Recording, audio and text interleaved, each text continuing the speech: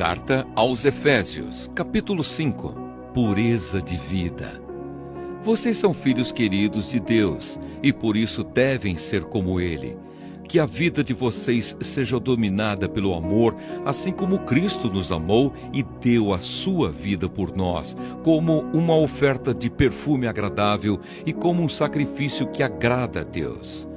Vocês fazem parte do povo de Deus. Portanto, qualquer tipo de imoralidade sexual, indecência ou cobiça não pode ser nem mesmo assunto de conversa entre vocês.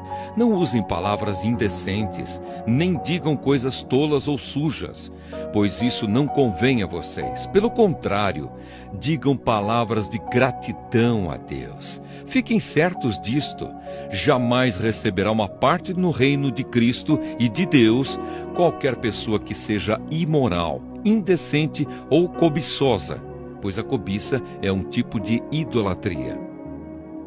Vivendo na luz.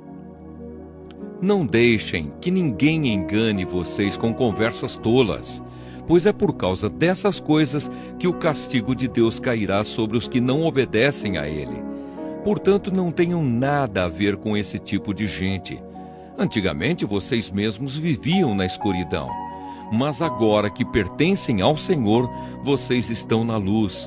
Por isso, vivam como pessoas que pertencem à luz, pois a luz produz uma grande colheita de todo tipo de bondade, honestidade e verdade. Procurem descobrir quais são as coisas que agradam o Senhor. Não participem das coisas sem valor que os outros fazem, coisas que pertencem à escuridão. Pelo contrário, tragam todas essas coisas para a luz, pois é vergonhoso até falar sobre o que essas pessoas fazem em segredo. E quando qualquer coisa é trazida para a luz, então a sua verdadeira natureza é revelada. Porque o que é claramente revelado se torna luz.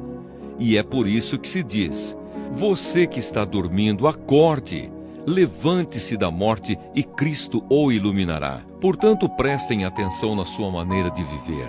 Não vivam como os ignorantes, mas como os sábios.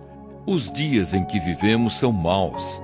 Por isso, aproveitem bem todas as oportunidades que vocês têm. Não ajam como pessoas sem juízo, mas procurem entender o que o Senhor quer que vocês façam. Não se embriaguem, pois a bebida levará vocês à desgraça, mas encham-se do Espírito de Deus. Animem uns aos outros com salmos, hinos e canções espirituais. Cantem de todo o coração hinos e salmos ao Senhor. Em nome do nosso Senhor Jesus Cristo, agradeçam sempre todas as coisas a Deus, o Pai. Esposas e maridos. Sejam obedientes uns aos outros pelo respeito que têm por Cristo.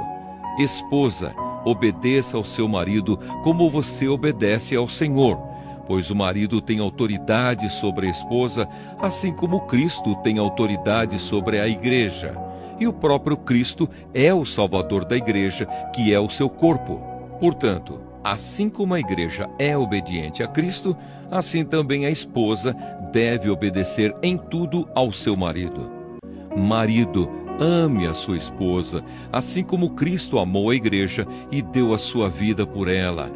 Ele fez isso para dedicar a igreja a Deus, lavando-a com água e purificando-a com a sua palavra. E fez isso para também poder trazer para perto de si a igreja em toda a sua beleza pura e perfeita, sem manchas ou rugas ou qualquer outro defeito. O homem deve amar a sua esposa assim como ama o seu próprio corpo. O homem que ama a sua esposa ama a si mesmo, porque ninguém odeia o seu próprio corpo.